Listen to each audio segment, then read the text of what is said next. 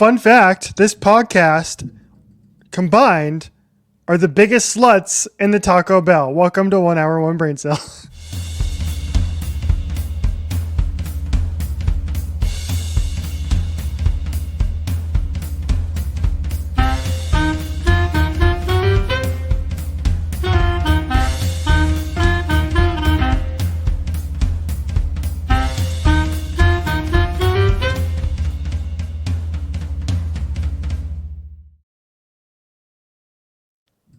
That joke brought to you by Twitter once again.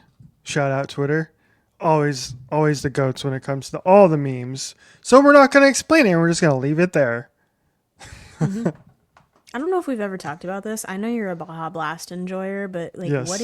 what's your go-to menu item? Depends. I don't eat there as much as I used to.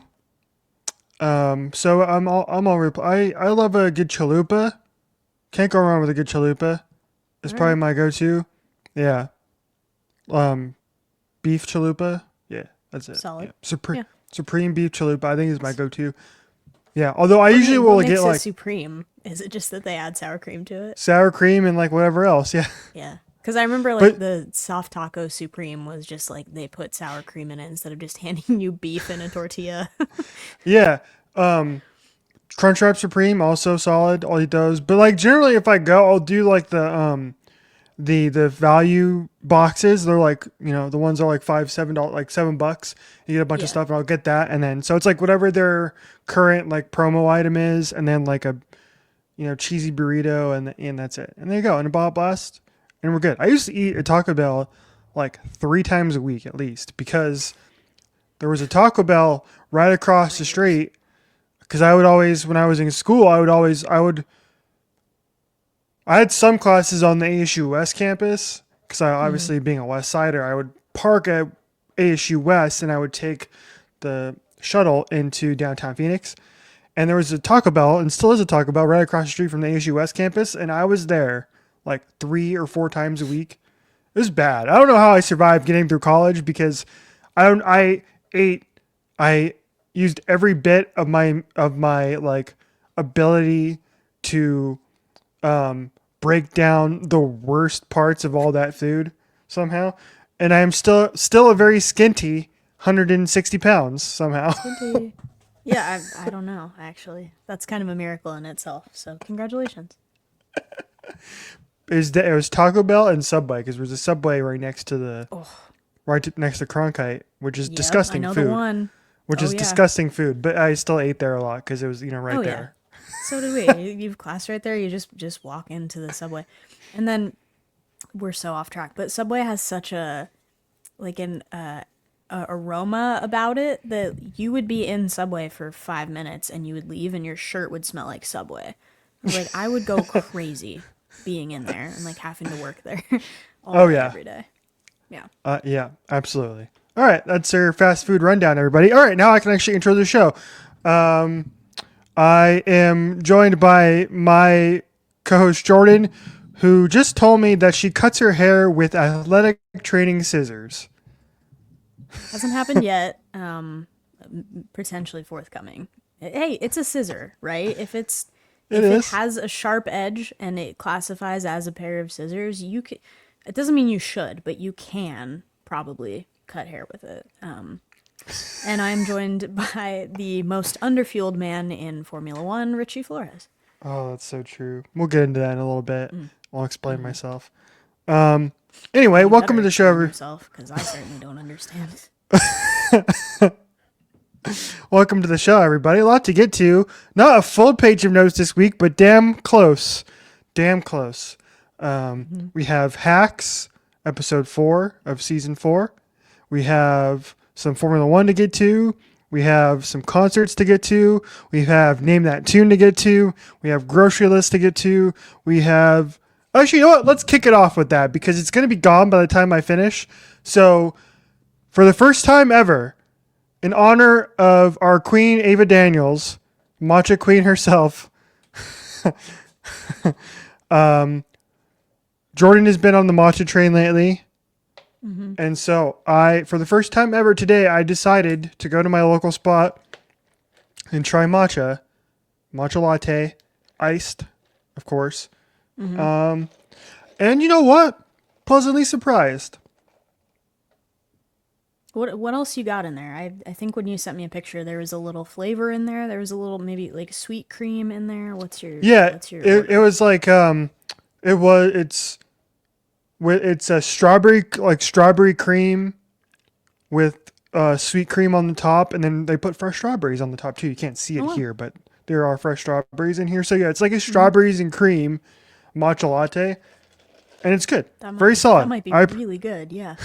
Because I told the barista, I was like, I'm gonna try matcha for the first time. She was very excited because she told me that she was a big matcha fan, and she was like, all right, do you want my recommendation or do you want to try something a little different? I was like, I am going, because they have a little board, and they have all of their names, like all the people's names, like the employees, and they all have like different recommendations. And so one of the recommendations was this, and there was basically a strawberries and cream latte, and she's like, do you want my recommendation or do you want to try this person's recommendation? And I was like, I was leaning towards this one because I think it's going to be a little bit sweeter, and it is. So shout out. I don't know if it's going to be like matcha is going to be in my like go-to rotation, but I can put it into the rotation, and I can get it, once every couple of weeks. It's a little bit of a different from my normal coffee, because most of the time I'm drinking coffee at home.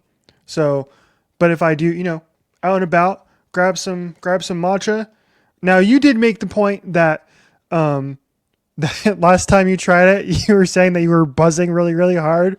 I was. Well, I've been off of caffeine, and I've been off of Red Bull, which I don't know if I've talked about it on the podcast, but prior to this past Saturday's concert, which we'll also get to, I'm making great segue entry points here.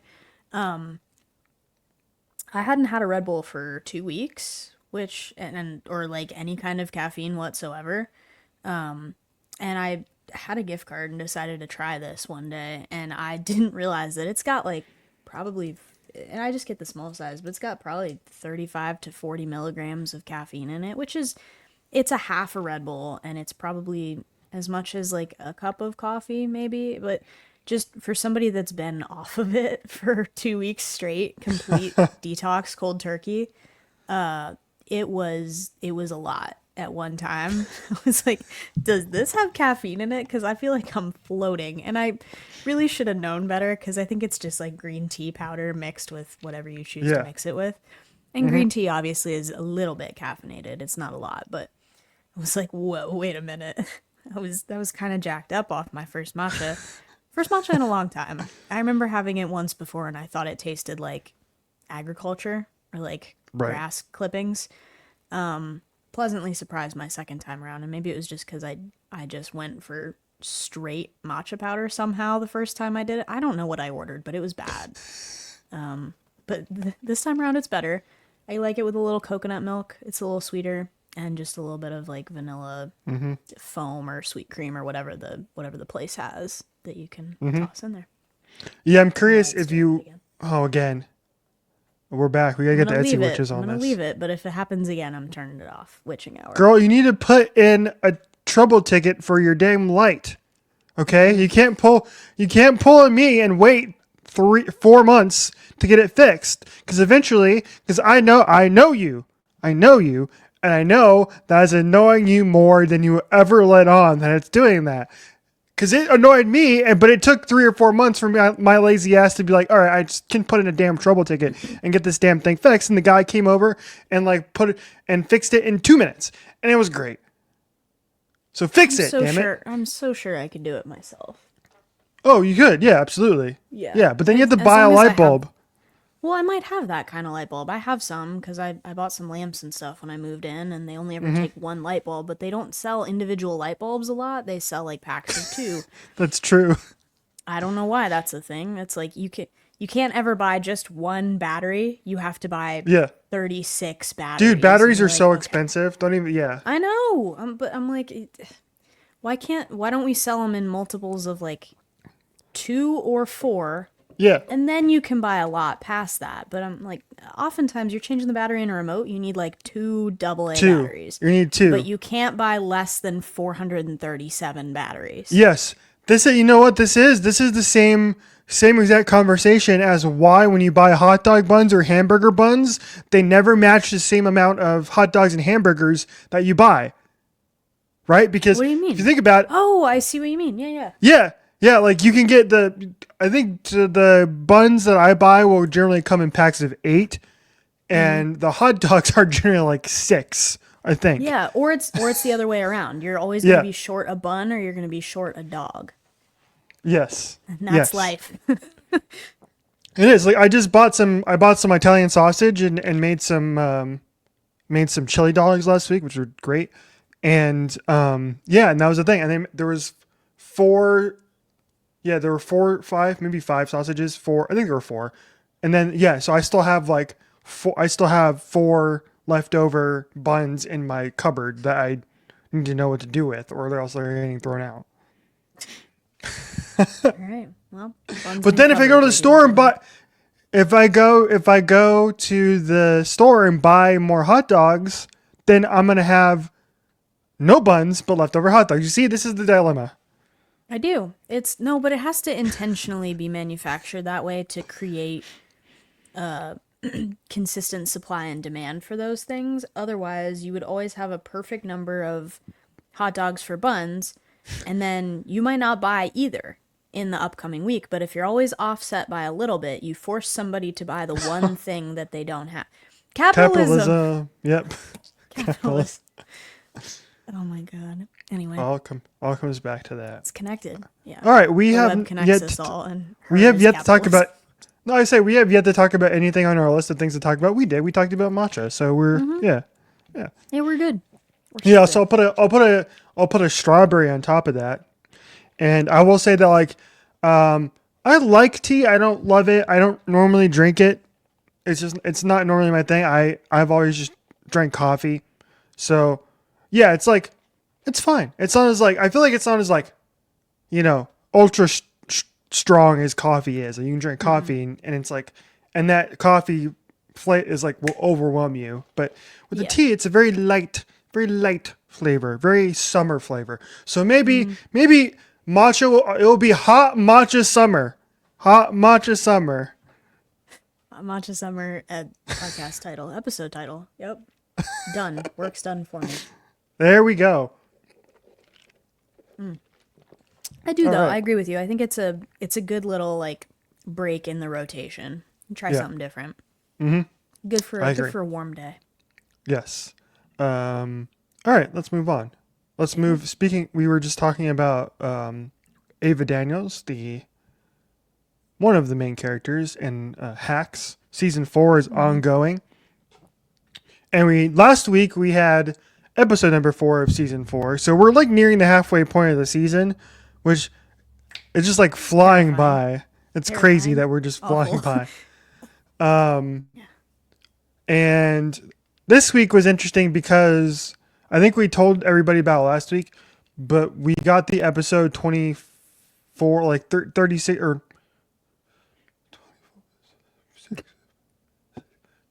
36 hours ahead of time.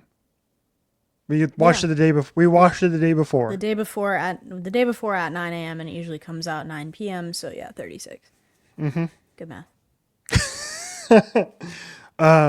Jordan watched it like as soon as it dropped, I believe, and then like you watched it, I think, before I even woke up. I have to assume.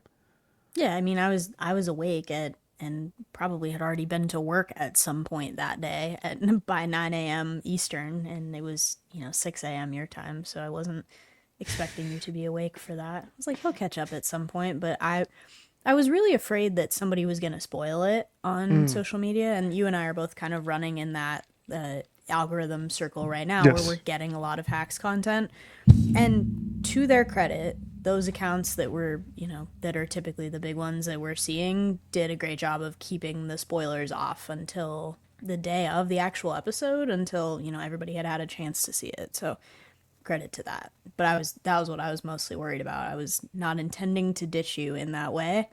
I was afraid that I would see a spoiler that was unavoidable. You were just chomping at the bit to watch it so much. So you. I was, yeah. You know me. Get an opportunity to watch Hacks a day early? Hell yeah. Yeah. So I didn't get a chance to watch until I got home like later that day, and so I was still texting you during the episode. So you did stay up a little later, so that way you could receive my text about the episode. But here's what we got. I actually wrote down bullet points this week because That's my probably what's memory. taking up so much page space. Yeah, We've been my using bullet memory. points the last 2 weeks. My memory is generally pretty bad, and so I need bullet points to run us down through the episode. Hit us with the rundown. Okay. We titled this week the best episode of Hack so far this season, which is true, I think. I put that in there, but yep, I'm glad to know you agree. Bullet point 1: the opening used actual Hack's crew. ... The trust fall? Question mark. So true. So true, bestie. Yeah, it was in the little, and I love that they've been doing this on the episodes. They've been doing little like behind the episode on the tail end of every episode so far anyway, and probably for the rest of the season, but the writers room with Paul, Jen, and Lucia, we're all talking about sort of just the construction of this opening montage that they had for season 4, episode 4. Also, stop now. Spoilers. We're usually really good about time stamping stuff, but in case you've plowed through it to this point, there are spoilers ahead. Okay. As we do the thing that I was just saying I appreciated other people not doing. They had this big like opening montage of getting the set ready and the dressing room and all kinds of things for the first episode of Late Night, which is what we've been leading up to this point.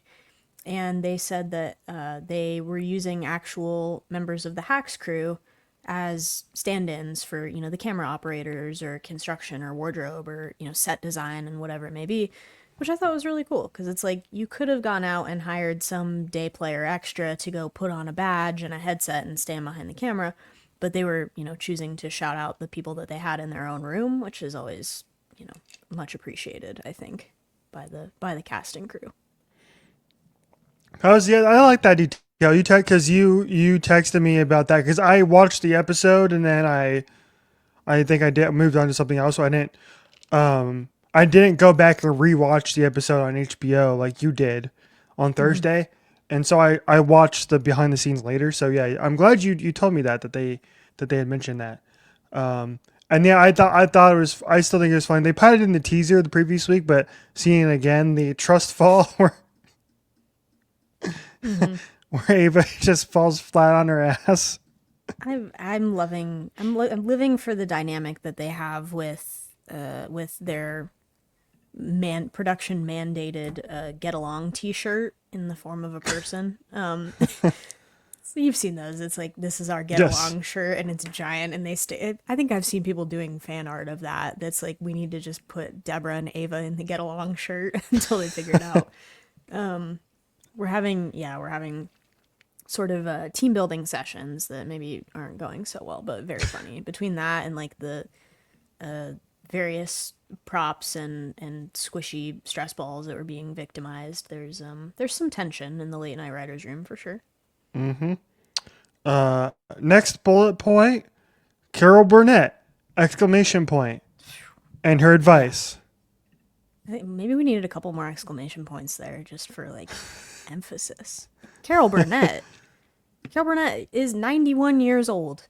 Carol Burnett does not need a check. She doesn't need a check. She doesn't need to leave her house. She doesn't need to work ever again. But I love that she did. I love that she came on and was a amazing guest star and just, I don't know, continues to give it emotional weight. They do a great job of this, of like whenever they introduce new characters or cameos or whatever it may be, all those people add a little bit of weight. It's not like they're dead weight, but they add emotional weight to whatever is going on actively. And I think they've done a good job at that over the past, 4 seasons now, of like, we're not just adding people for the sake of adding people. We're adding people that make sense and adding things that elevate the plot and elevate the story that we're trying to tell. and she did a phenomenal job. It's just a scene in like a doctor's office waiting room between Carol Burnett and Jean Smart, and she's playing herself, which is also just legend behavior, right? It's like, yeah, this is Miss Burnett here.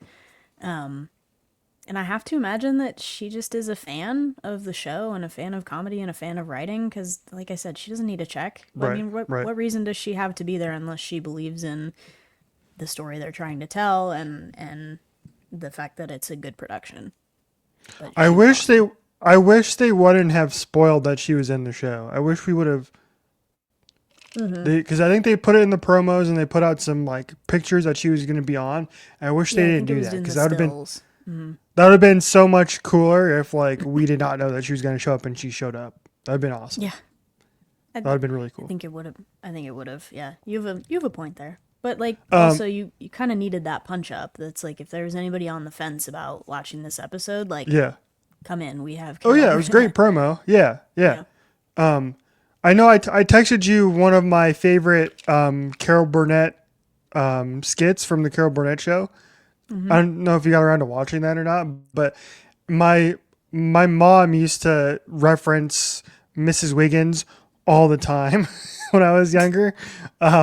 So I love like if you ever go back and watch some of those sketches, like they're hilarious. They are so funny. So I recommend anybody out there Google the Carol Burnett show and go watch some of these sketches. There's a great one where they're at a dentist office. I don't think Carol herself is in this particular sketch, but it's like the dentist office, and it's just the two like the guy who plays the dentist, and I forget their names. I apologize, but just the dentist guy absolutely cracking up the other, and it is one of the funniest things you will ever see. And I think unfortunately both of those actors have since passed away. I think one of them actually just not too long ago. So anyway, Carol Burnett show legendary. And I thought it's cool that she's on the show because in many ways, Deborah Vance is like a Carol Burnett kind of like I don't know if Sure. parallel. She's like a caricature, like an amalgamation of a bunch Yeah, of female comics of the time. Like, it's a little yeah, bit Joan Rivers, it's a little bit Carol Burnett, it's a little bit, just Lucille Ball. yeah, Everybody. You'd kind of, it's this. If you took all those bits and pieces and squished them all together, you would yeah, end up with Deborah Vance. yeah. So that was cool. Great scene, much needed scene. Carol gives the advice to Deb that when I was on stage, you just pick out one person in the crowd and you do the show for that person. This is after the rehearsal episode where Deb kind of had a panic attack on stage, basically. And even though she's been doing this for 50 years, right? And so Carol gives her that advice. Now, here's my question for you. During that scene, did you have the same thought I did, which is like, I know exactly where this is going? That's like my only problem with it is like, it was a little bit, I think I don't think they telegraphed it, but it was a little too easy for them. So it wasn't like, so when we get the big reveal minutes later that during the first episode of the show, the debut show, and when she starts to have those struggle during the opening monologue, camera pans to the audience, and then the audience disappears, and Ava is the one that she's doing the show for, which is a great scene and is still one of the best scenes in the season by far, and really in the show's history. But that was my only criticism of it. It's like I knew that was coming, but it's still like that didn't really take away from it all that much because it was still like when it happened, I was like, I knew that was happening, but damn it, that's great. That was like, yes, Yeah. as fans of I the show I and kind of people. felt the same way. It was like, sure, I think all of us at this point are just hoping that the girls will stop fighting and the girls will start reconciling, because some of the best moments in this show are when they're tightest, right? It's like you have those early scenes where they're workshopping jokes for Deborah's stand-up special, and but you get the stuff when they're digging through the dumpster out back of the comedy club looking for Ava's dad's ashes in a tennis ball container. That's like just some of the most absurd stuff. But it's even when she leaves her on the side of the damn road in Prim, and then she has to go back and extort this French guy for the pepper shaker, right? But it's like there's these like moments when they're closest that I think are some of the most enjoyable to watch, and we're all kind of hoping that they'll stop sparring and start making up at this point. But it's like I was hoping it would go there because it made sense, linearly for that to happen. We also got a little bit of a red herring though because Josefina shows up. We're like, could we get this? Whatever it may be. And it ended up being Ava. And like you said, it's one of the best scenes so far this season and in a long while. And in memory for me, just the way that they set it up, right? Where you get that quick cut and the audience disappears and it's just an empty room. And it's that thing that they built the show on. It's like, yeah, they've always been there for each other. That's the core of the show. Like it or not, they're that person. Yep, I agree. That is probably going to be one of the most pivotal scenes, I think, throughout the rest of the season. So, and then later on in the episode, which we'll get to in a second, we get a little bit more of that idea. So after the episode, we get Deb and Ava celebrating the first episode of the show in very different ways. Ava invites all the writers out to one of the local bars, and Deborah has plans to go eat dinner with the head of the network. I forget. Why can't I remember her name? What's the character's Winnie. name? She was gonna eat Winnie. Thank you. Sorry. Yeah. Again, my memory stinks. It's like, anyway, so there's that. So they go and eat their dinner, and again, you put in the document. This is really good writing, which is that there's like parallel journeys that they're on in a way where they are separated, but it's like they're still doing the same thing. So it's like that like push and pull, that like symbiote like relationship that they have going on really throughout the show, and that continues here with them celebrating the show in two completely different ways. And that continues when all the writers are like, hey, do you make do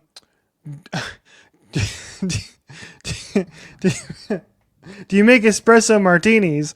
And they're like, yes. Can I get one without alcohol? So an espresso?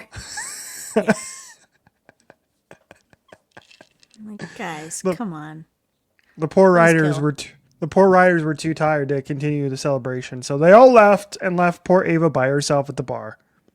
Yeah, with a bottle of champagne, which notoriously is what she yelled at Deborah for doing. I don't know how many seasons ago. It's like you think you're only lonely when you open a bottle of champagne by yourself. Like you're lonely all the time.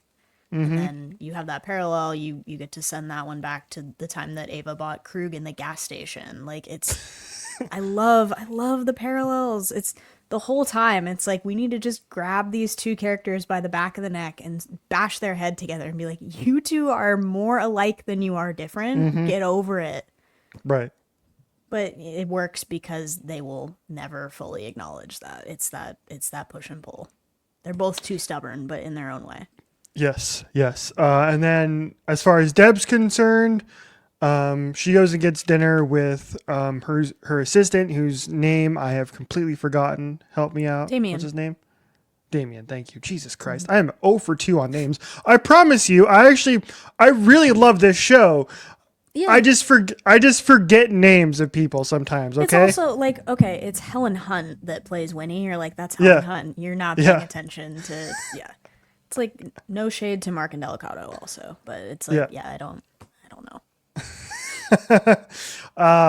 So they go and get dinner, and then they decide to go out and about, and Damien takes Deb to a gay club as opposed to lesbian cruise. Again, we get a little parallel. I even texted you this about like Deb is having a much better time with the gay club than she did on the lesbian cruise. Yeah, well, I think it was supposed to be a gay cruise. There just was a miscommunication that happened there where she was not aware that it was not a gay cruise. It was indeed a lesbian cruise. Very different audience for Deborah Vance. Very different audience. Yes. Yes. Yeah, so Deb goes to the club, had a great time, and then she gets convinced to get into one of the cages at this club and start dancing. And then some rando's like, "Here, Deb, have some poppers." And hospital Bang. visit. Lights out. Hospital. That's crazy. Gene Smart in a go-go cage. It's like, hey, you're gonna do poppers and smack your head on the cage. Like, all right, bet. Sounds great. So yeah, there's that. So that's happening. But at the same time that is happening, we get Ava getting her car towed at some point in time, and having to prove that she's a customer of this place to not have her car towed. So she goes into this place, and this place is a an adult shop. That's a good way of putting it. Yeah. Yeah, it's like one of those customers only parking things, and she's yelling at the tow truck guy. She's like, give me 5 minutes, I'll be right back, and runs inside and is trying to purchase the cheapest item possible, which is I think like $1.99 or something. $15 minimum for credit card. Horrible, by the way. But that happens. So then trying to buy more of that item, there's not 15. So she's like, give me something from behind the counter. It's just the whole situation escalates, and credit to Hannah Einbinder for being able to make it through that scene just in any capacity, because I would have been crying laughing. The extras would have been crying laughing. The other actors in that scene who we get introduced to as well. But that was something else. The outtake they put in the behind the scenes clip was so good, because it's just Hannah just riffing and just trying to say this, hey, I want that toy in the most ridiculous way possible. And it's so good. And there's a great picture of Ava just holding this holding it, yeah. holding this packaged dildo, just like Yeah. so good. Don't clip that, everybody. Comedy. Comedy. Yeah, I don't know. I love that they do that too. That's like, we're gonna do like one take with what was scripted, and then they're just like, Hannah, say something funny. All right, now we go. And the other part of that was somebody like put the behind the scenes, and they zoomed in on one of the extras behind. Yeah. I think I sent it to you. Yeah, that she's picking up an object in the background, and it is it's not very what's the term for that? It's I don't know. It's got some wiggle to it. Don't clip that either. Just watch the episode, damn it. It's on HBO. Use your inference. Yeah. Use your inference here. Yeah. So from there, Ava asks the two people in the shop for a ride. And then they to her car. So they arrive at their car. Ava gets the phone number from these people. And I texted you. I was like, Ava, stay away from the swingers. No. Like, this is not the first time we've seen Ava get involved in a throuple or something similar. I don't have any issue with it necessarily, but in the concept of it, I don't have any issue with it. I don't trust these people. I don't know if that's just me, but something about my alarm bell was going off, and I'm like, I feel like this isn't for the reason that she thinks it is. Like, she's in LA now, and Ava's going from this nobody status to like, hey, the world knows you're the head writer for this show. Your picture and your name has been on the cover of the New York Times. Like, you're somebody now, and you can't just, go around giving out your full name and phone number to everybody you meet on the street, because not everybody has good intentions with it. So I'm like, Are we sussing out that these people are not just trying to leverage her for status or, whatever it may be at this point? And I hope that's not the case. I hope she doesn't. Yeah, I don't think we're going to see him again. I don't think we're going to see him again. I think that was just a one-off joke. I think we're going to see him again. Based on the production photos for this upcoming episode, I think we see them again. Oh, we see them again? Mm-hmm. Damn it. But now it seems like we get Deborah involved now. Oh, God. So that should be interesting. Oh, man. You guys can mark this for to look back on next week to see if we're correct or not. But I think that can only possibly end explosively and horribly, probably in a very public place, and somebody's gonna storm out of dinner. Obviously. Oh boy. That's the only way I see that going. Episode ends with Ava getting a phone call who she at first thinks is the girl from the shop calling her, and so she very awkwardly answers the phone and says, "Hey, is this so and so?" And it's like, "Oh, Ava, chill, girl, chill." Turns out it is the hospital calling Ava because Ava is Deborah's emergency contact still. Mm-hmm. And now Deb has to explain that she was non-consensually administered poppers by a fan, which is an interesting conversation. But yeah, all of this is taking place over the course of I don't know what. It's supposed to be 3 hours or something. It's all very rapid fire. And we come to this point at the end of the episode, and it's 11:15, and the late night show is on, and Deborah's in a hospital bed, and her TV's not working. So we do get a very touching moment between the girls that it's Ava's trying to sneak Deborah out to go and watch the premiere of her show, their show actually, in the lobby, in the waiting room of this hospital. And eventually, the patrons around them start sort of realizing who they are, and it's probably very interesting. You're that lady's on TV, but also she's here in a hospital gown. That's weird. LA. Yes, LA. Anyway, so that was a great end of the episode. Great episode overall. Best episode of the season. Mm-hmm. We'll see where it goes. We've been teased about what's to come, and it's very eyebrow raising. So we'll see. We're about halfway through the season, so we're on our way. Mm-hmm. I trust them. They haven't steered us wrong yet. So they have not steered us wrong yet. So we'll be back next week to recap episode number 5. So stay tuned for that. All right, we're just turning into the Hacks recap show. Yeah, pretty much. I mean, podcast. Yep. Yeah, pretty much. We did not have a race this past weekend in Formula One. They'll be back this weekend in Miami, where it is expected to be thunderstorms because it is Florida in the summer. So it's going to be I don't know if they're going to get I don't think they can race in actual thunderstorms. They can race in rain, yes, obviously, but racing in thunderstorms seems like a very, very bad idea. Well, I know that our general athletics policy most places is you can't have spectators obviously on metal grandstands or anything like that, but you're not supposed to do you're not supposed to have any kind of outdoor sporting event if lightning is within a certain distance to you. Now, every venue's policy on lightning and stuff changes as far as what that distance is, but essentially if it's within 6 miles or 30 minutes or whatever of estimated, once you have a lightning strike or a clap of thunder confirmed, if you don't get another one for 30 minutes, then you're fine. You can go about your business. But if you do, you have to wait until you hit that 30-minute interval. And that's not standard for everywhere, but just in general, if it's a risk to spectator safety, then I don't think cars should be running around there also.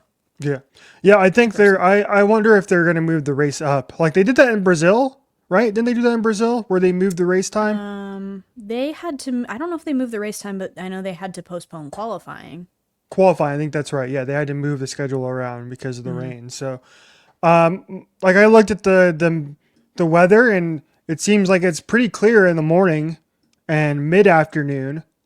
So I wonder if they'll just move the race up a couple hours.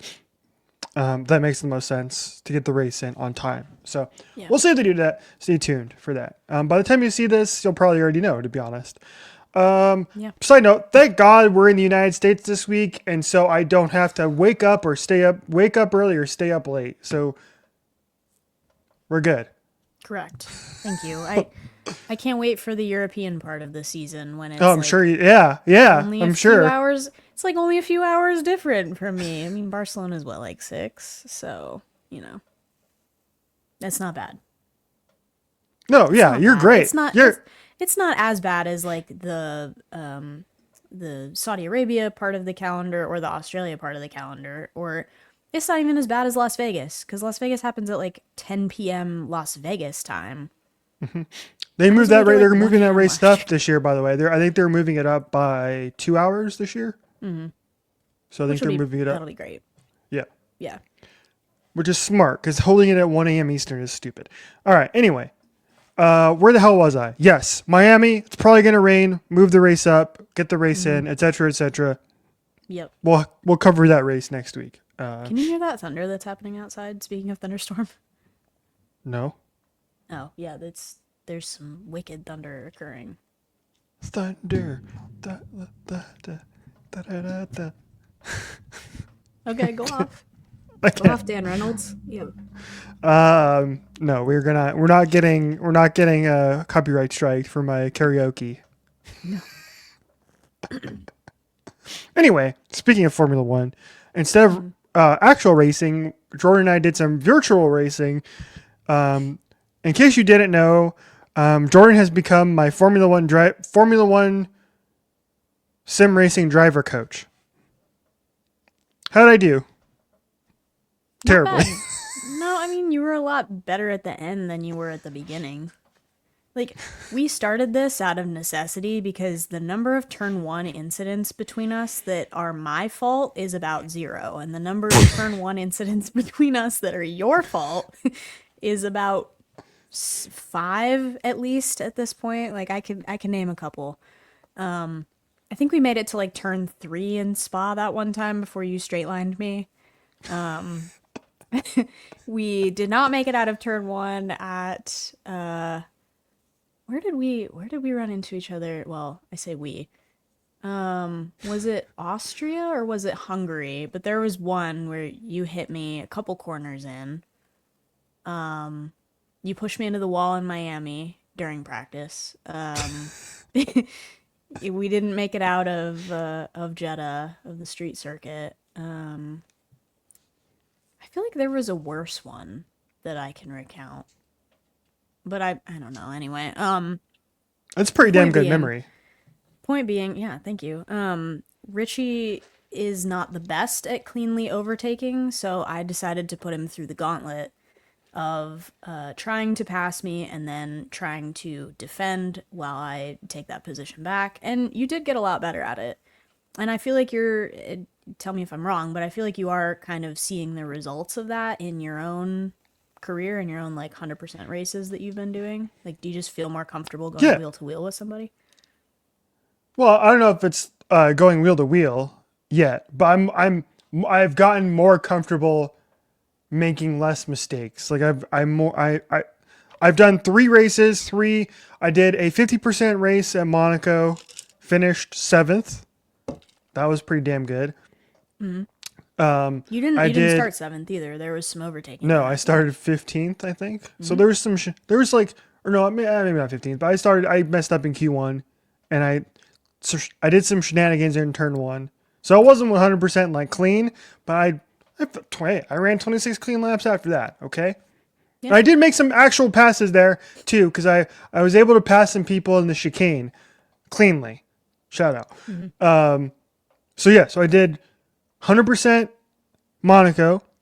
I did 100% at the cat track, Catalunya. Did that. That went pretty cleanly, I feel like. This one. Yeah.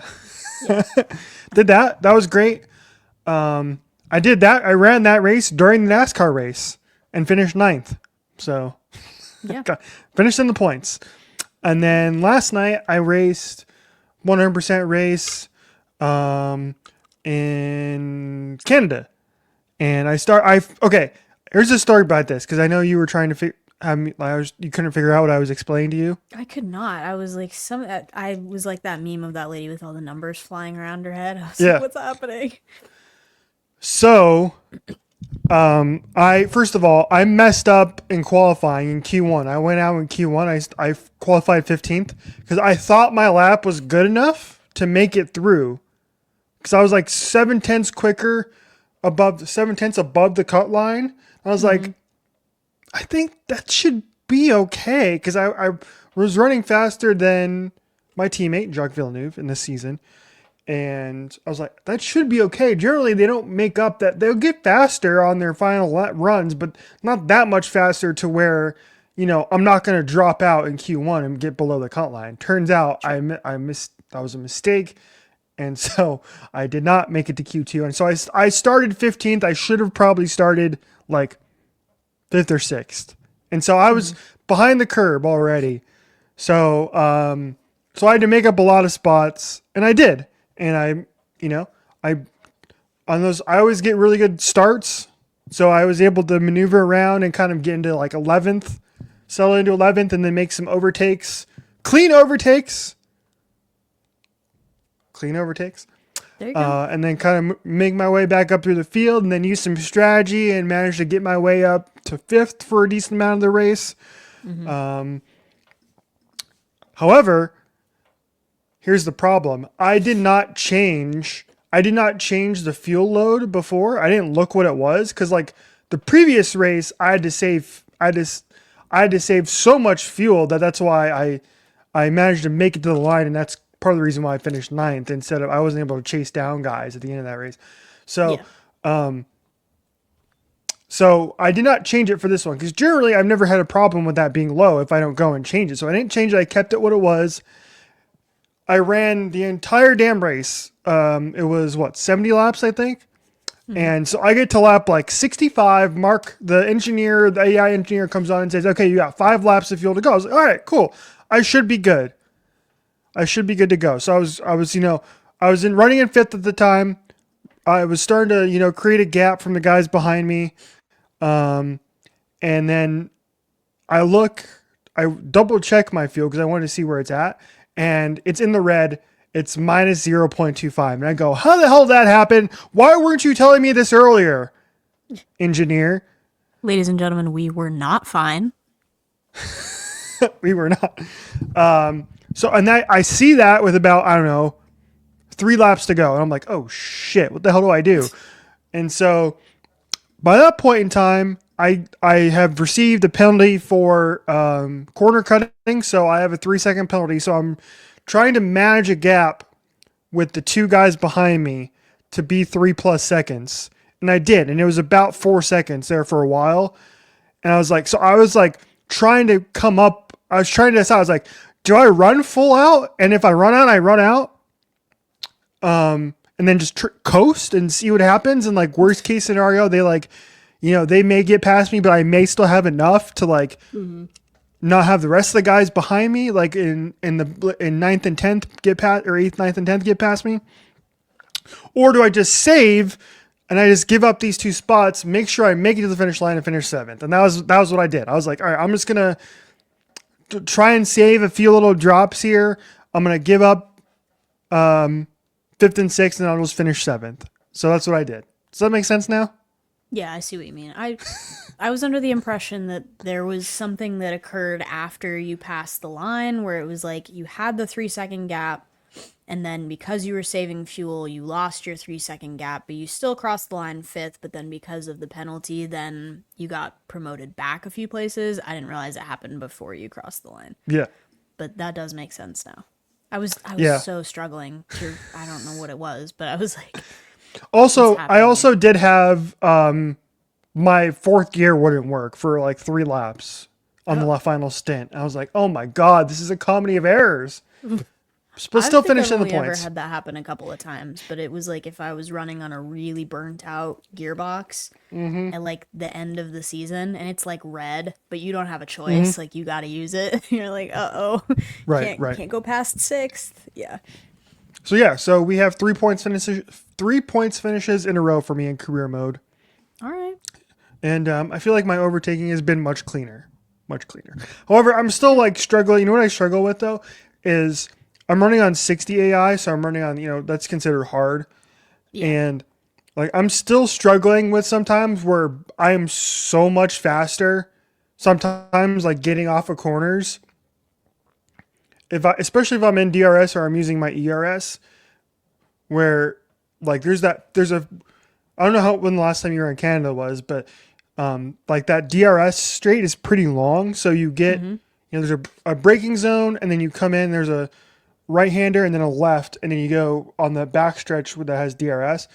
Yeah. And so there's right several before you times. come up to the hairpin.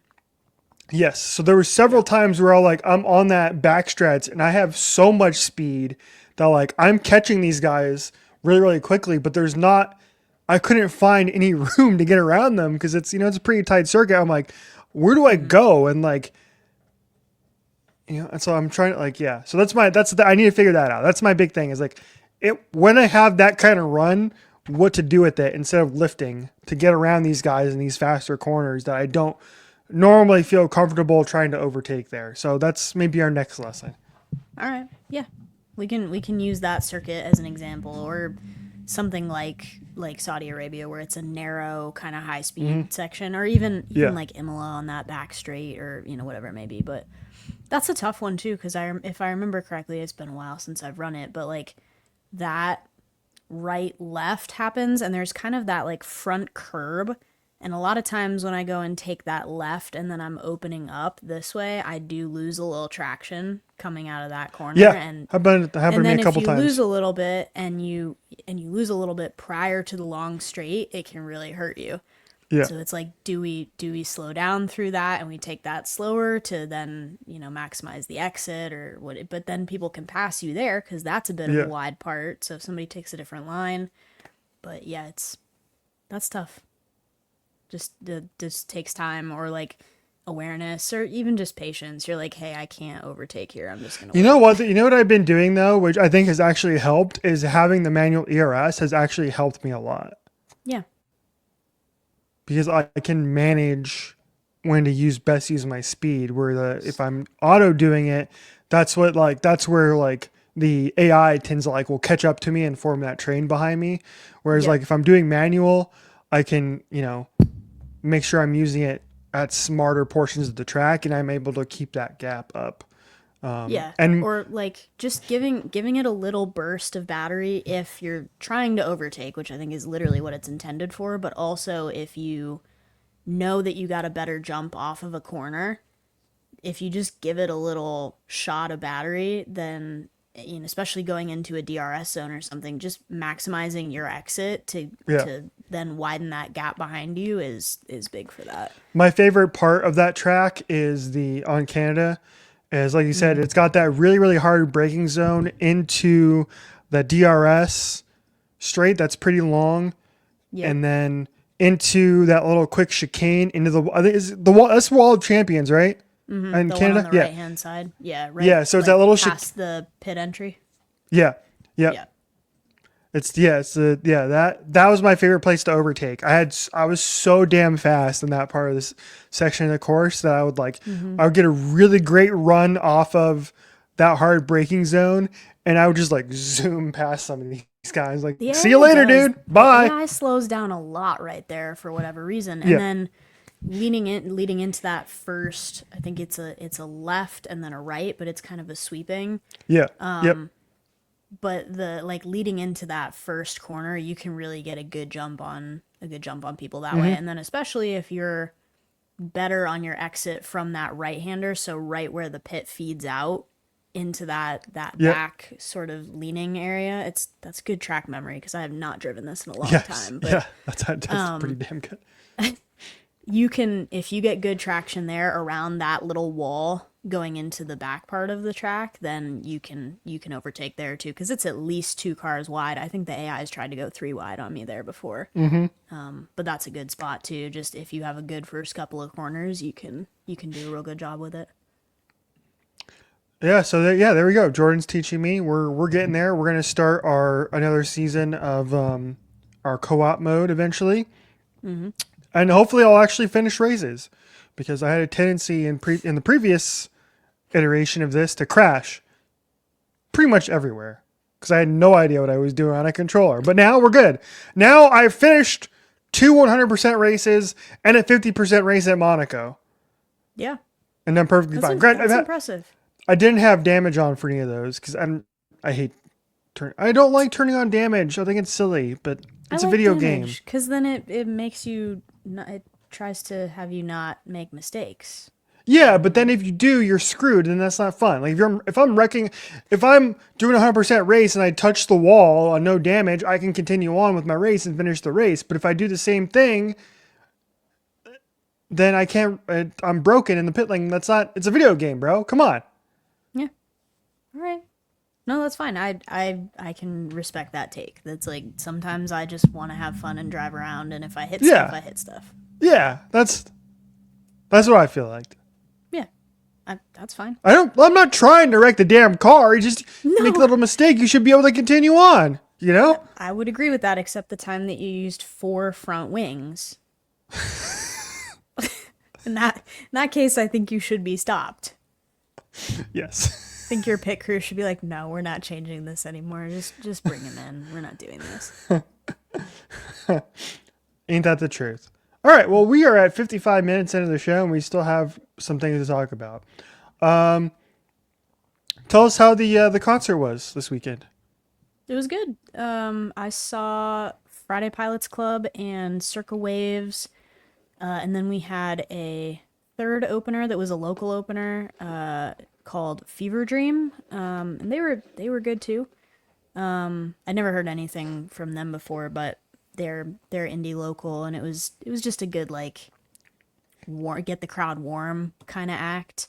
And then it was more of like a co-headlining tour, which I've never really seen anything with this structure before, but it was like both Circle Waves and Friday Pilots Club played about the same length of set, about the same number of songs. So it didn't really matter, who went last or who went first. And I guess they've been switching the order a little bit throughout the tour. So just some nights one band will go first and one will go second. But on this particular night, because one of the members of Friday Pilots has family here in Indianapolis, they were like the, headliner, quote unquote, because they went last. But it was a good show. I like them. I've seen them before, last like September or October-ish. And I was telling Richie, I think I liked the show, the previous show a little better because they were the true headline band, so they could play a little longer set and, have spend some time in between songs, like talking and introducing things and interacting with the audience a little bit more. Whereas with this co-headline setup, it was like, hey, we're on a tight time schedule here, and we need to be just kind of moving through stuff. It was still a great show, and most of the folks that were there, I got the sense were bigger Friday Pilots fans than they were of Circle Waves, but Circle Waves was awesome. They're from Liverpool, who their football club had a big week this past week, and they were good. I think I lost track of them a little bit. They were pretty big in the indie pop scene in like 2016, 2017, 2018 era, and then I kind of lost track of them, but then they put out a new record, I want to say in December or January, and that's pretty good too. And if you're interested at all in sort of, I'm like trying to remember, or I'm trying to make a good comparison about like who they sound like, but if you're at all into what that like early 2020s indie pop scene was, you'll like these guys. They just make good music, and they seemed pretty cool, and they seemed pretty happy that there were folks in the US that at least were familiar with what they've made. Cool. Yeah, I actually like Circle Waves. I listened to them, like you said, on their album that came out several years ago, and I used to listen to it quite a bit. But I've don't listen to them as much anymore, but they're great. They are not coming to Phoenix, I think, on this. No, because I think this is the back half of like more of an international tour, because I believe they started in Europe and the UK. And then this is the back half of the tour for them. And pretty much the only reason I got the sense that like Friday Pilots was doing a tour at all, because they just did one like 6 months ago, and it's pretty rare for a band to go back out again without having a new release, I feel like, in such a short amount of time, to go back and tour the same record again like 6 months later. So Friday Pilots is just doing a run of like, I don't know, 2 or 3 weeks of shows, and it's a pretty short, small tour, so maybe that was part of it as well. But it was still a great show. I'm glad I went. Got there fairly early and was in the front row and got to meet some cool folks on the front row. So long live live music. Absolutely. I have a couple shows coming up here. One show, I guess. You have more than I do. You have a lot more than I do. I only have one thing I'm waiting for.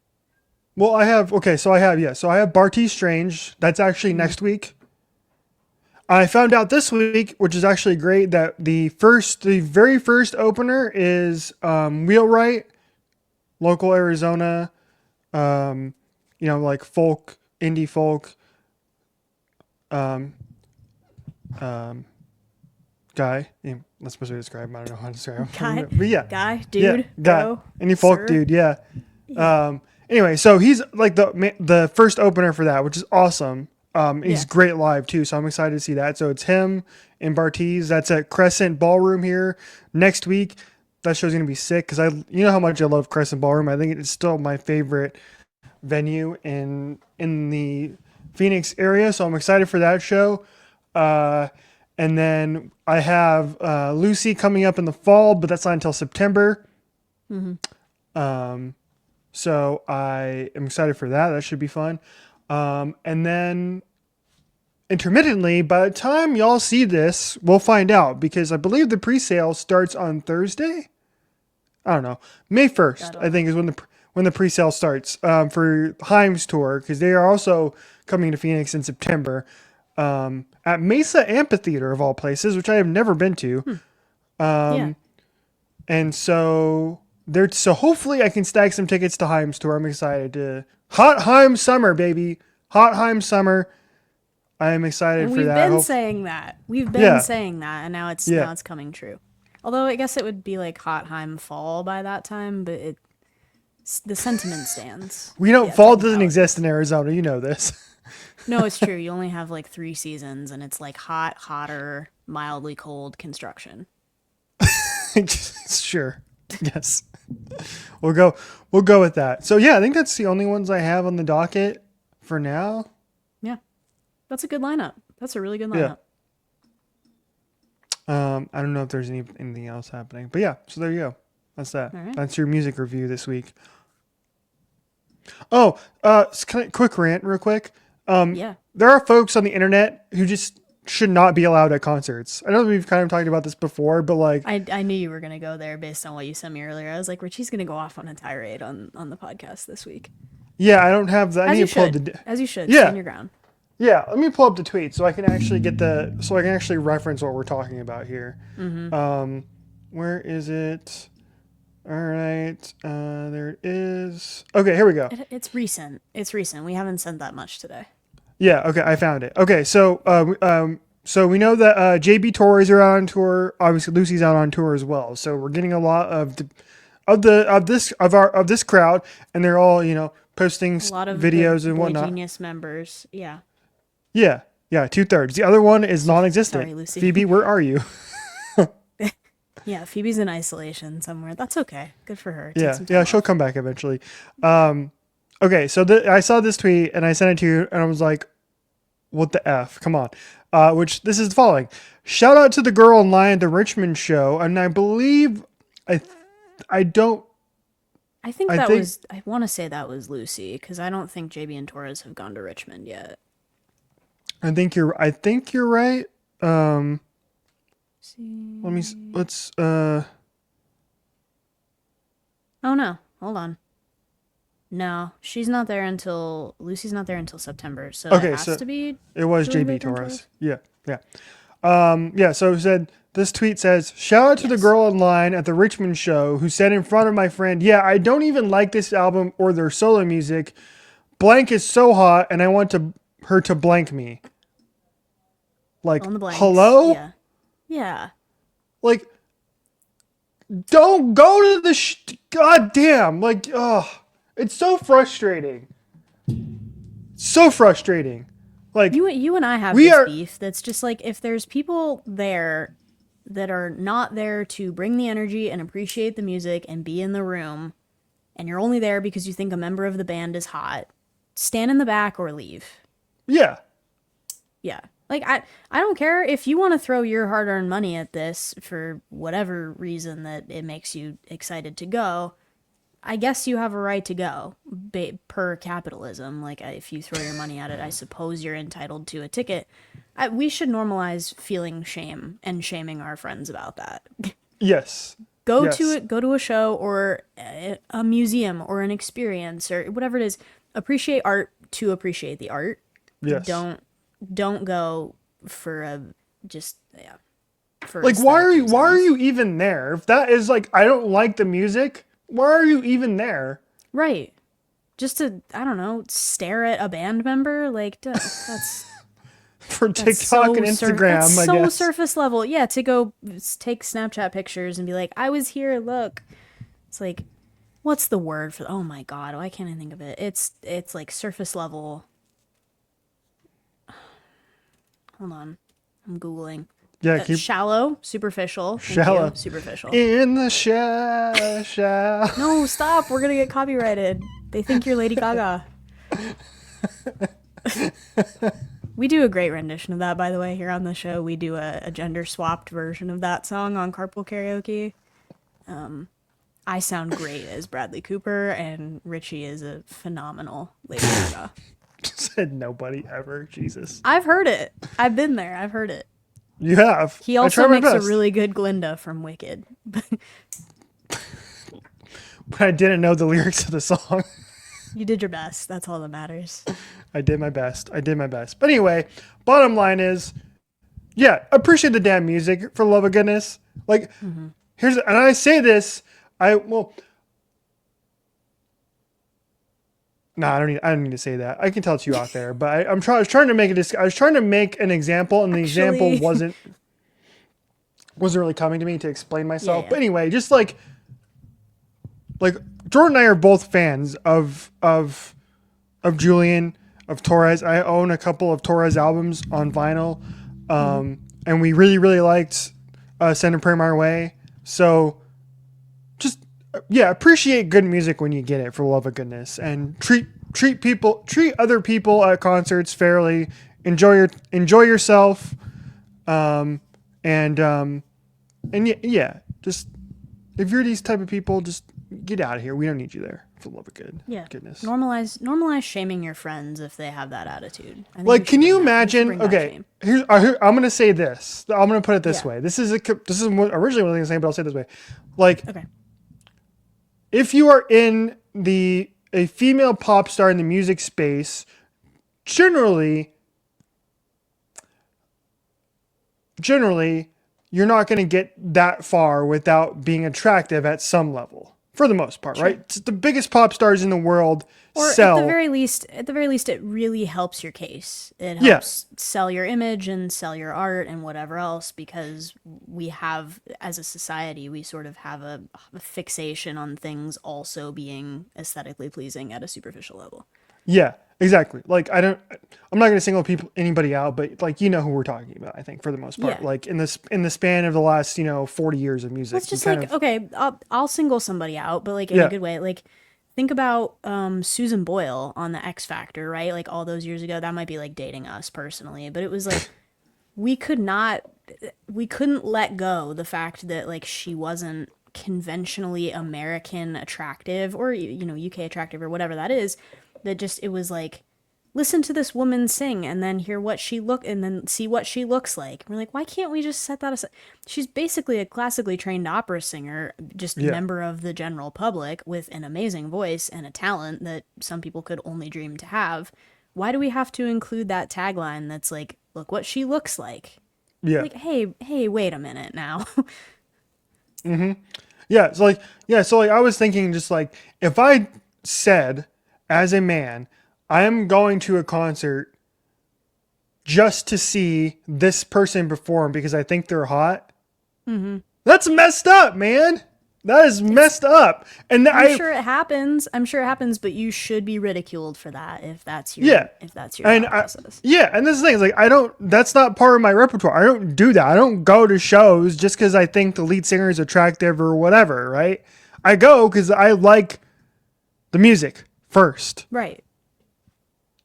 It does lead you to some spaces that are very funny though, just objectively. Like, you're gonna be the dude at the Lucy Dacus concert. And I love 100%. That for you because you have great taste. But Richie's also very aware, ladies and gentlemen, of what that looks like in that space. But he's just an enjoyer. When we were at JB, this dude was in the front row at the Julian Baker concert, and he's like, look, I know what this looks like, but I'm a fan. We're like, we have to put a sign on him that says please don't kick me or something. I know all the lyrics to Happy to Be Here. Right. I promise. Yeah, he was objectively one of the most excited people in the room when we got to hear that song. Yes, exactly. Yeah. So here's my plan is, because I did get general admission, the same thing I did when I saw Boy Genius by myself here in Phoenix, which is, number one, because I'm so tall, and number two, because I am a straight male in a mostly queer audience, I'm going to hang out in the back of the pit, man. Just like, hang out and listen and chill and do my own thing and give myself like some space so I'm not like clogged up in the middle, That's not the worst thing in the world. To be in the back of the pit with a little bit of breathing room, not the worst. And then and then I can go and like kind of leave and get, a drink if I want. It'd be great. Sure. And like everybody at the Boy Genius concert was great. Nobody bothered me. The JB audience was great. I'm sure there were one people like, damn it, why is this tall man in front of me? I think there's like one person who may have said that, but that's fine. Can't do anything. There were some tall people behind us, if I recall correctly. The people behind me were pretty tall. We weren't the only ones. So anyway, we've never had an issue. I've never had an issue at saw Boy Genius twice, saw JB obviously. So those 3 times, never had an issue. So everybody's chill.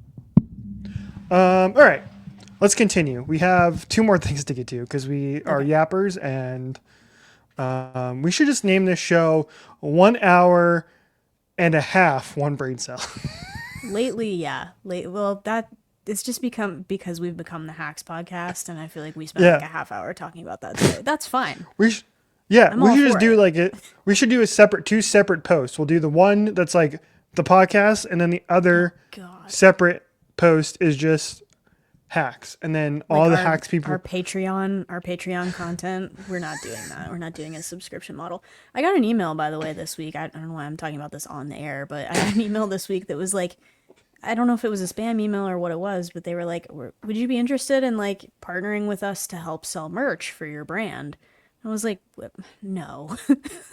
We have like 16 subscribers. Go somewhere else. Nobody wants to buy merch from us. Like, I appreciate it. Like this cold email that was like, are you interested in growing your podcast by selling merch and like partnering with us? I'm like, I would love to, but the only person that would buy a t-shirt would be my mom.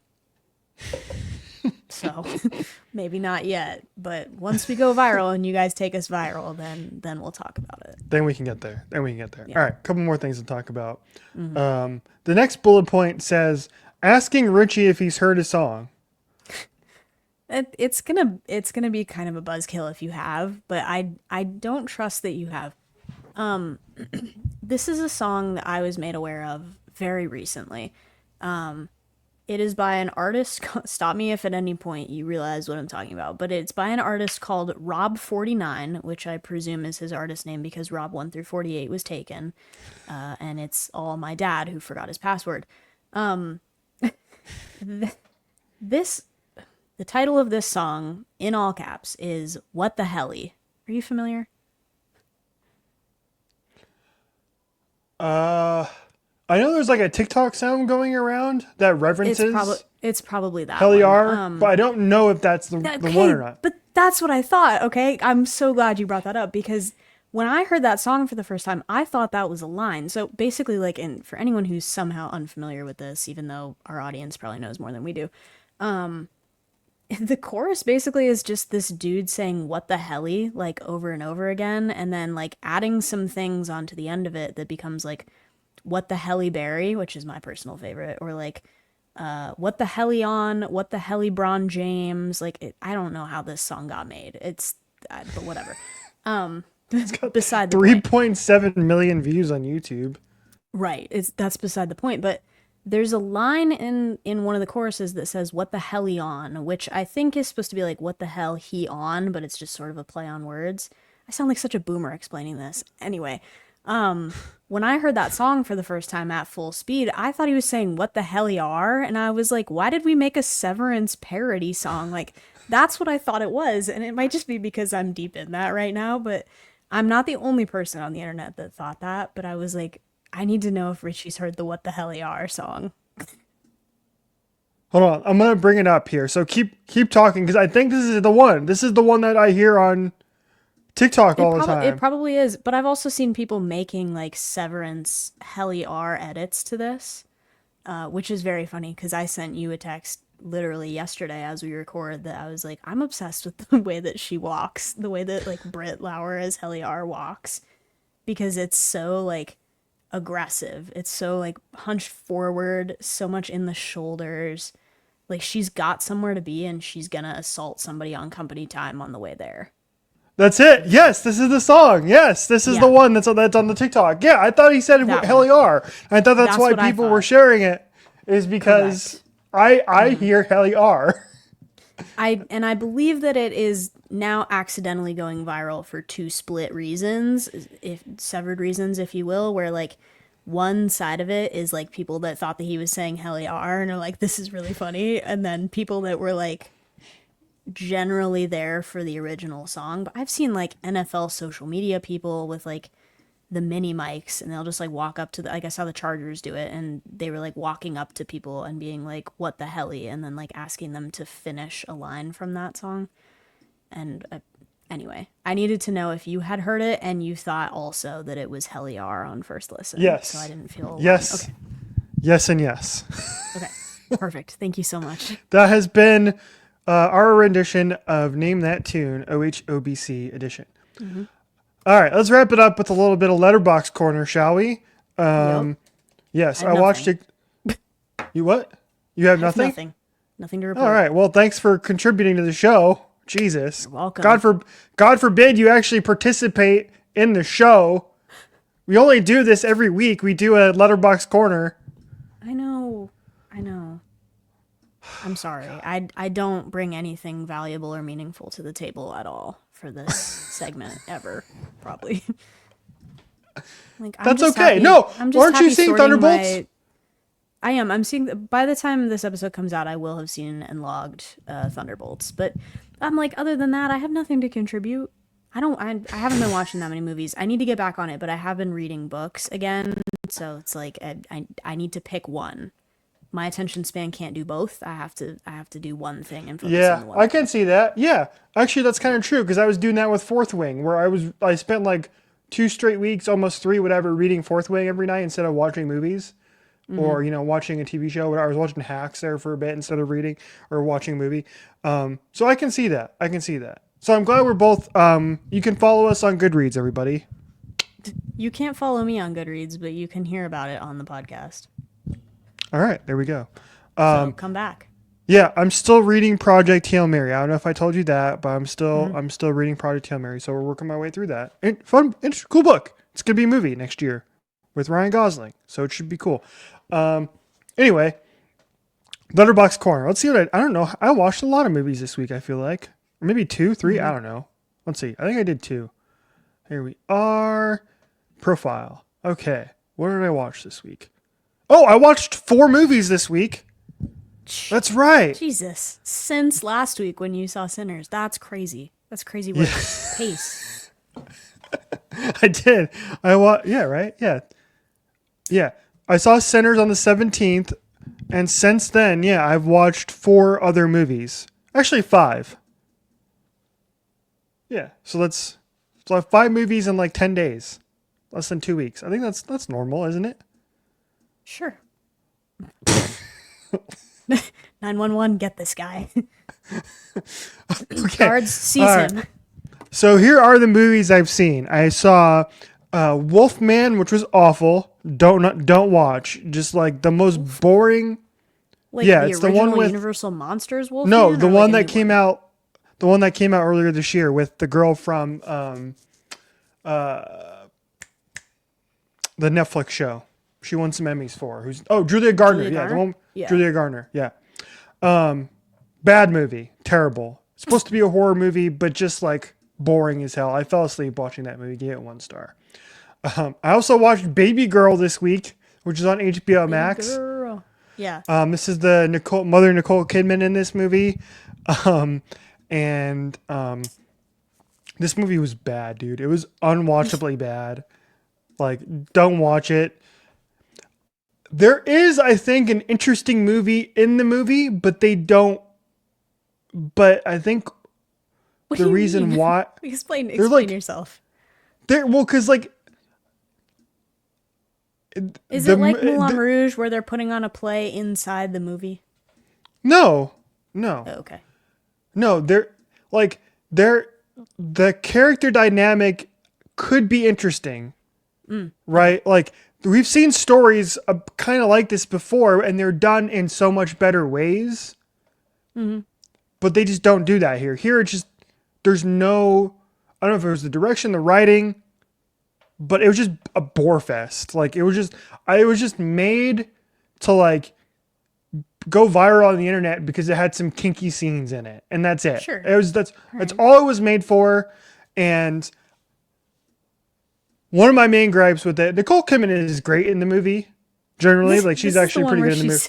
It's the one where the meme went viral of her standing in the corner. She stands right? in the corner, yeah. Yeah. But like the main guy in the movie is Harris Dickinson, and I was texting Corey about it while I was watching the movie, and I was that could be anybody. I have no idea. yeah, exactly. And I was like texting Corey during the movie because she's the only other one who's seen it, and I was like, this guy who plays the main guy is so freaking boring.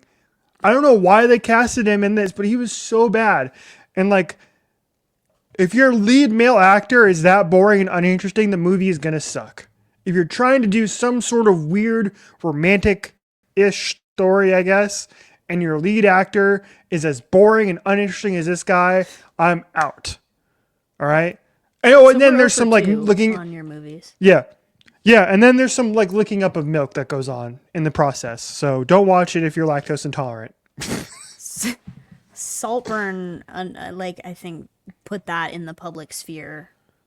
Like, can we put that back? We don't need any more. We don't need any more of that.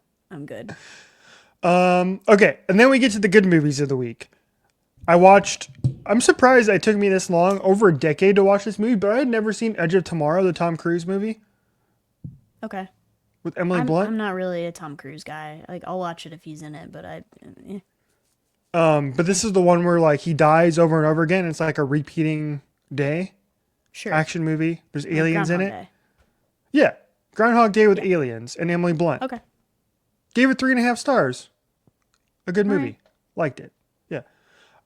And then last night I decided, because it's been showing up on my timeline more and more, like on my Twitter, like on my movie Twitter, and people are talking about it again for some reason. I was like, you know what? I have never seen this movie. It keeps popping up once in a while. I'm going to watch it. I'm going to give it a watch. I'm going to see what it's like, see if I like it. The cast is great. Director is great. And see if I like it. So I decided to watch Babylon, which came out several years ago. Margot Robbie, Brad Pitt, directed by Damien Chazelle, who directed La La Land. And this movie is 3 hours and 7 minutes long. Why it had to be that long? I haven't watched it. I don't know. It did not need to be that long. I'll tell you that much. But the best way to describe this movie is, somebody else said this in their Letterboxd review, and I kind of like repeat it again because it's 100% true, which is this movie is literally La La Land on drugs. Featuring Gene Smart. Featuring Gene Smart. Yeah, exactly. Yeah. Perfect. It is. It's like, it's a really, really well directed, well acted, well done movie, which is something that, I've talked about this, complained about this, etc., which is like the movies nowadays are just IP garbage, like 80% of the time, and they're unwatchable and they're not interesting. This is why I appreciate this movie. I didn't give it higher than 4 stars because it didn't quite reach that level of being like great. You know, it didn't reach Sinners level. It didn't reach, you know, some of my other 4.5, 5-star movie levels. Like, I'm never going to watch this movie again. I think that's why. That's why. Like, but the art that went into this, I really appreciate because there was a $150 million budget on this movie. Like, it better look and sound this good. And it did. And it is. There's a lot, like, much like Sinners, actually. I actually was watching. I was like, this is kind of Sinners-esque in a way because the music is such a big part of the movie. And there's a lot of, you know, almost like musical number type parts, just like La La Land. And it's just a bigger, bolder version of La La Land with a lot of drugs inserted because it's 3 hours long. It is 3 hours long, but the first like 2 hours go by really, really quickly because it's like it's chaos from go. Like you start the movie and it just goes and does not stop for the first 2 hours, and then it kind of slows down a little bit to tell the story. And then the ending is just as wild. But ending is just as wild, and then like the final 5 or 6 minutes of this movie are terrific. Because I was actually thinking about it today. I was in the shower thinking about this, believe it or not. I was like, damn. That was a good ending. That last 7 minutes of the movie were really cool. So I give it 4 out of 5 stars. I'd recommend you watch it. If you were a fan of La La Land and Damien Chazelle, I think you'd like it. And I am. Yeah. Yeah, it's just a bit of it takes commitment. And I really wish this movie was shorter. I really wish it was like 2 hours, 2:15-ish. And they cut it down to that. And I think this movie would have done a lot better. And I seemingly is. And that's why people are starting to like talk more about it. I think people are starting to go back and watch it and appreciate it. Because it bombed at the box office. Nobody went to go see this movie. But yeah, I was surprised how much I liked it. And it is La La Land on drugs. All right. So, yeah. Perfect. Featuring Jean Smart, who's not in it very much, but she does get like one great scene like in the back half of the movie. All right. She plays a magazine reporter. Interesting. Or like a magazine writer. Yeah. Yeah. Writer's room. Jean Smart writer's room. Yeah. Also, it's really funny too. That's the big thing that separates it from La La Land 2 is like somebody described it as like a black comedy. Like if you look on Wikipedia, that's what it's described as, and that's the perfect way to describe it. Like you're just watching these filmmakers and a lot of these characters just act silly and stupid for 3 hours. And I find that to be funny, but it's maybe like not everybody's cup of tea. You just can't look away. Yeah. It's like, it's you know, like the studio. Actually, the studio is a good description because like the studio is very much that way, where the studio is very go, go, go, go, go, and you're watching these guys be idiots. This is like almost like a very expanded 3-hour version of the studio, but better. Okay. So there you go. You might see it show up in my reviews. No, you're not. It won't because it's 3 hours long. So it's going to take you 3 days to watch. That's definitely true. Girl, if you can't sit down and watch a 2-hour movie at all, you're not going to finish all 3 hours in one sitting. No chance. Podcast listeners, save me from going off on Richie right now. I'm going to spare him. Go ahead. I gave you shit for 2 minutes. I did find a list on Letterboxd, which I might dig into and do some damage on. Where it was I saw you put this on there. Yeah. Yeah, it was like somebody had made and done a lot of work on this, but had like gone in there and been like, if you like this movie, I think it was like all romantic comedies, but it was like, if you like this movie, watch this movie because it's that but better. And typically it was just like older films that probably were lending inspiration or plot or whatever, even if it was like an active remake, to newer films. And I feel like I could go down that list and like have a pretty good time, and then get some older cinema in there as well, because there's some stuff out there that was made, you know, a handful of years ago that was that's a really good film. Like some of the stuff that's ended up in my 5 stars has been like Sunset Yeah. Boulevard or like Roman Holiday, things that were, made a long time ago but weren't like That was back when don't cinema get was internet cinema. acclaim. Yeah. Cinema was cinema back then instead and of when the they crap used we get the today, which is same- actually a theme. That's actually a big theme in Babylon too. Believe it or Yeah. not. It was back when they used like the same 5 actors and everything. They're like, here you go, That's Audrey Hepburn. Cary I have your Grant. next 10 roles. Yeah, Cary Grant, I have your next 10 roles lined up. John Wayne, here's the same Western 21 different Oh my times. god, yeah, John Wayne, biggest offender on that. You're like, you're the stereotyped guy. You're gonna play the cowboy, and you're gonna play a variation of a cowboy, except in that one Iwo Jima movie, and you're gonna do it for the rest of your career. All right, I think that's everything. There is one more, but we've gone so long, we can talk about it next week. Yeah, we'll save something for next week, just in case we get bored and don't have anything else to spend an hour and a half on. I will have 5 more movies to watch, or to that I would have watched and logged on Letterboxd, including Thunderbolts, because I think I'm gonna go see Thunderbolts on Thursday. Okay, that'll be good. We can compare without spoilers starting on Friday, When are you seeing? Thursday night. Oh, so you're gonna see it before me. So don't say a word, damn it. Iron Man dies. No! No! Bye, everybody. We'll talk to you next week.